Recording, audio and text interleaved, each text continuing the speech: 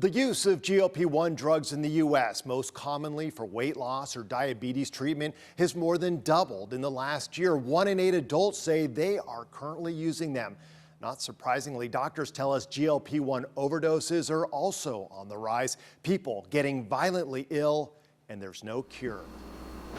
When Jessa Mylander reached into the refrigerator at her San Bernardino home, the 7-year-old was just looking for relief from a stomach ache. I thought it was stomach medicine because my mom takes it and I thought it helps her with her stomach aches. But the syringe Jessa injected wasn't for stomach aches. It was filled with a dose of the GLP-1 drug tirzepatide. Jessa was one of hundreds of people last year to overdose on the drug. According to new research from California Poison Control, calls from people who injected too much of the synthetic hormone have recently tripled to around 60 a month. Had it up behind the butter in the door. Jessa's mother, Melissa, kept the medicine out of sight and says it never crossed her mind that one of her kids would voluntarily inject themselves. But then she found a syringe on a desk with medicine missing. And that's when I asked her, did you take this? And she showed me that she did. So then it was just shock. And then it was like, okay, well, what's done is done. So let's call poison control and see what to expect. Poison Control told Melissa to expect vomiting and fatigue as the synthetic hormone worked its way through Jessa's system. Information and advice they gave me was the same for an adult because they told me they had never had a call for a child who had overdosed on it. Melissa also learned there is no antidote, no way to reverse what Jenna had done. A few hours later, the vomiting started, and the next day, she couldn't keep anything down. Even the smallest sip of water would come right back up. Once she started getting real sick and then not getting better after like 24 hours and she was still very sick, that's when it started to become more concerning, like, oh, this is serious.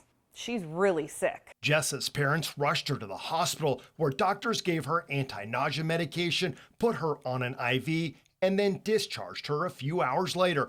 But it didn't take long for the vomiting and fatigue to return. A few days later, they were back in the ER. Her cheeks are sunken in, her eyes are sunken in. She could hardly even keep her eyes open. By this point, Jenna had lost a lot of weight. While there have been no confirmed GLP-1 deaths specifically tied to an overdose of a healthy person, Melissa feared her little girl was heading in that direction. Because I felt like no one had the answer on how to help her. Jessa spent 2 nights in the hospital with IVs helping her stay hydrated. 6 days after injecting herself, the GLP-1 finally started working its way out of her body. With this, there's no reverse. You have to let it run its course. And so I think that's what we learned the hard way. Local weight loss doctors fear misuse, and people searching for cheaper alternatives will drive the number of overdoses even higher. Dr. Ken Fujioka is an endocrinologist at Scripps. He's stunned by the drug's sudden popularity. We've never seen anything like this explosion in the use of these medications. In the past, maybe 1% of patients that were obese would be on them. This is like 10 times as many now. But with that comes warnings. Not everything being sold is FDA approved. The scary part is that they're getting them from all different types of providers. You could go to your doctor and you could get it, and you can get it from the pharmacy. But now there's compounded GLP-1s, which people are getting online or from medi-spas, and we have a whole new ballgame.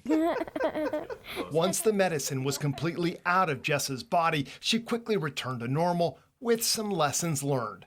I didn't really think wisely. And Mom's medicine, it's now locked in a box. Steve Price, CBS 8.